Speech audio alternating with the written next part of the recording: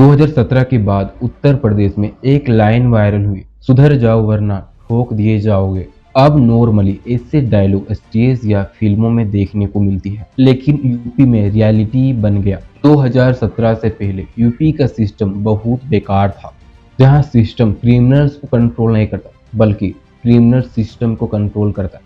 और फिर एंट्री होती है योगी आदित्यनाथ, जो 2017 में उत्तर प्रदेश के नए सीएम बनते हैं। जो सीएम बनते ही उन्होंने कोई बड़े प्रॉमिस नहीं किए, बस छोटी छोटी चीजें चेंज की। लग्जरी लाइफ स्टाइल को रिजेक्ट किया, सिस्टम को डिसिप्लिन में लाया और एक साइलेंट मैसेज भेजा, अब यूपी पुराने तरीके से नहीं जिएगा। उसके बाद जो हुआ, यूपी के लोग और वहां की पुलिस कभी नहीं देखा था। क्रिमिनल्स के सामने दो ऑप्शन दिए, सरेंडर करो वरना इनकाउंटर में मारे जाओगे। सिर्फ 10 महीने में 1000 से ज्यादा इनकाउंटर और कुछ सालों में 15,000 के आसपास पुलिस ने एक्शन लिए। मैसेज सिंपल था, अब एफआईआर नहीं होगी बल्कि इनकाउंटर होगा। लेकिन यहीं से डिबेट शुरू होती है। एक कहता है गुंडों का सफाया हो रहा है और दूसरा कहता है यह एक्स्ट्रा जुडिशियल किलिंग है।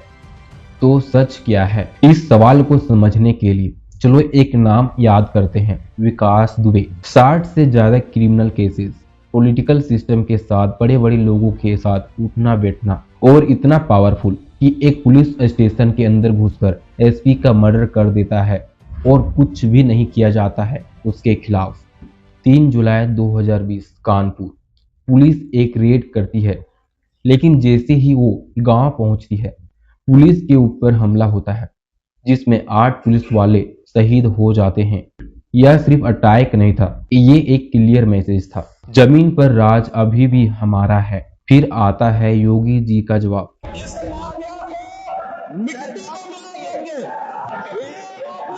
और कुछ ही दिन बाद विकास दुबे एक इनकाउंटर में मारा जाता है। अब यहाँ सवाल उठता है, क्या ये जस्टिस था या सिस्टम का मिसयूज?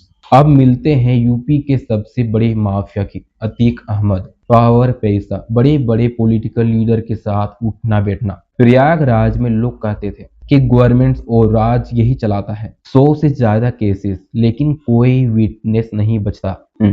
फिर एक आदमी आता है, उमेश पाल, और 2023 में उसे दिन दहाड़े सीसीटीवी के सामने गोली मारकर हत्या कर दी जाती है। इसके बाद यूपी पुलिस एक्शन लेती है और फिर लाइव टीवी के सामने अतीक अहमद और उसके भाई की इनकाउंटर कर दिया जाता है। इंडियन हिस्ट्री में ऐसा सीन पहली बार देखा गया। लेकिन योगी मॉडल सिर्फ गोली तक लिमिटेड नहीं था।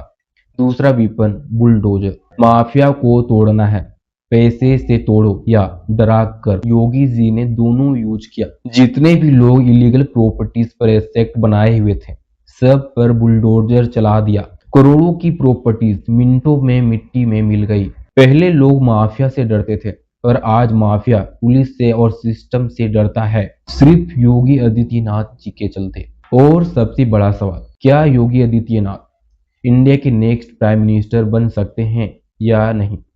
कमेंट में अपनी राय जरूर बताएं। वीडियो को लाइक करें और चैनल को सब्सक्राइब करें।